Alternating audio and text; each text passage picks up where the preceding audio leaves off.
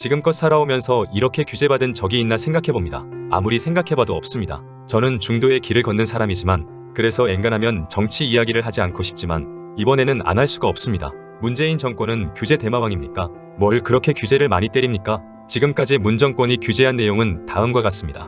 야동, 웹툰, 웹소설 표지, 일러스트, 리얼돌, 방송, https, 뉴스 댓글, 실시간 검색어 등 정말 많은 것들을 규제했습니다. 그런데 이번에는 한 발 더 나아가 SNS와 인터넷까지 규제한다고 합니다. 이슈안입 시작합니다. 각국 정부가 구글에 삭제 요청한 콘텐츠 수를 아십니까?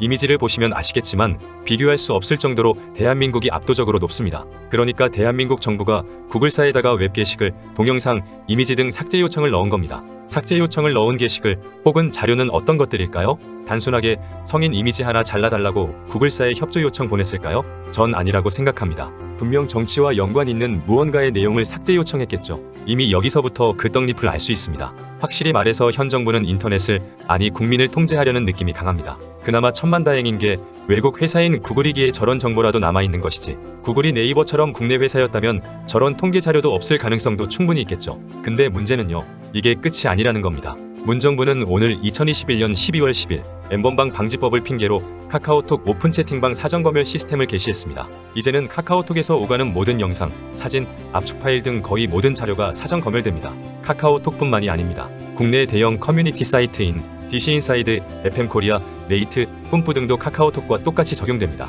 이는 대형 SNS나 커뮤니티 사이트 모두가 검열당한다는 이야기입니다. 단순하게 취지만 보자면 나쁘지 않아 보일 수도 있겠습니다. 결국 범죄를 막자는 것이니까요. 하지만 이는 명분뿐이지 사실이 아닙니다.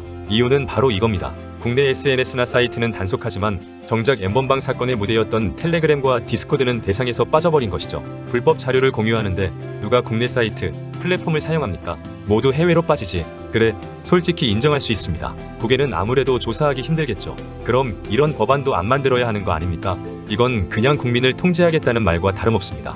아마 이대로 진행되면 문어발식으로 확장되어 곧 개인 채팅까지도 검열당할 가능성이 크겠죠. 말 그대로 중국몽이 실현되는 겁니다. 나라가 미쳐 돌아가는 것 같습니다. 여러분은 어떻게 생각하십니까? 이상 이슈안입이었습니다.